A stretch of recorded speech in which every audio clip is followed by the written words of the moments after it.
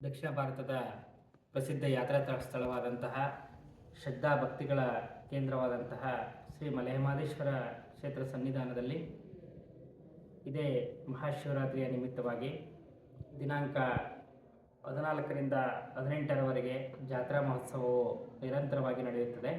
ಬಹಳ ವಿಜೃಂಭಣೆಯಿಂದ ಅರ್ಥಪೂರ್ಣವಾಗಿ ಧಾರ್ಮಿಕ ಭಾವನೆಗಳಿಂದ ಕೂಡಿರುವಂತಹ ಒಂದು ಭಕ್ತಿ ಭಾವಗಳ ಜಾತ್ರಾ ಮಹೋತ್ಸವ ಇದಾಗಿರುವಂತಹದ್ದು.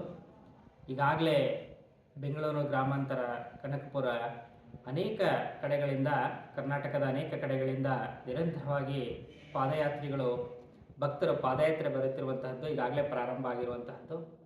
ಆ ಎಲ್ಲ ಭಕ್ತಾದಿಗಳಿಗೂ ಕೂಡ ಪ್ರಸಾದದ ವ್ಯವಸ್ಥೆ ಆಗಿರ್ಬೋದು, ಕುಡಿಯುವ ನೀರಿನ ವ್ಯವಸ್ಥೆ ಆಗಿರ್ಬೋದು, ಅಲ್ಲಲ್ಲಿ ಭಕ್ತರು ಕೂಡ ಮಾಡುತ್ತಿರುವಂತಹದ್ದು ನಮ್ಮ ಶ್ರೀ ಮಲೆಮಹದೇಶ್ವರ ಸ್ವಾಮಿ ಕ್ಷೇತ್ರ ಅಭಿವೃದ್ಧಿ ಪ್ರಾಧಿಕಾರ ವತಿಯಿಂದ ಕೂಡ ನಡೆಯುತ್ತಿರುವಂತಹದ್ದು.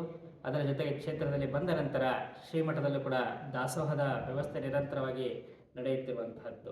ಅದರ ಜೊತೆ ಇವತ್ತು ಅನೇಕ ಭಕ್ತರು ಪಾದಯಾತ್ರೆ ಬರ್ತಾ ಇದ್ದಾರೆ ಅಂತ ಹೇಳಿದ್ರೆ ಅವರ ಇಷ್ಟಾರ್ಥಗಳನ್ನು ನೆರವೇರಿಸಲಿಕ್ಕೆ ಶ್ರದ್ಧೆಯಿಂದ, ಭಕ್ತಿಯಿಂದ ಆ ಮಾದಪ್ಪನನ್ನು ನೆನೆಕೊಂಡು, ಆ ಮಾದಪ್ಪನನ್ನು ಪ್ರತಿ ಕ್ಷಣದಲ್ಲೂ ಕೂಡ ಮನದಲ್ಲಿ ಸ್ಮರಿಸ್ಕೊಂಡು ಮಾದಪ್ಪನ ದರ್ಶನಕ್ಕಾಗಿ ಕಾತುರದಿಂದ ನಡ್ಕೊಂಡೇ ಅವರು ಬರ್ತಿರುವಂತಹದ್ದು.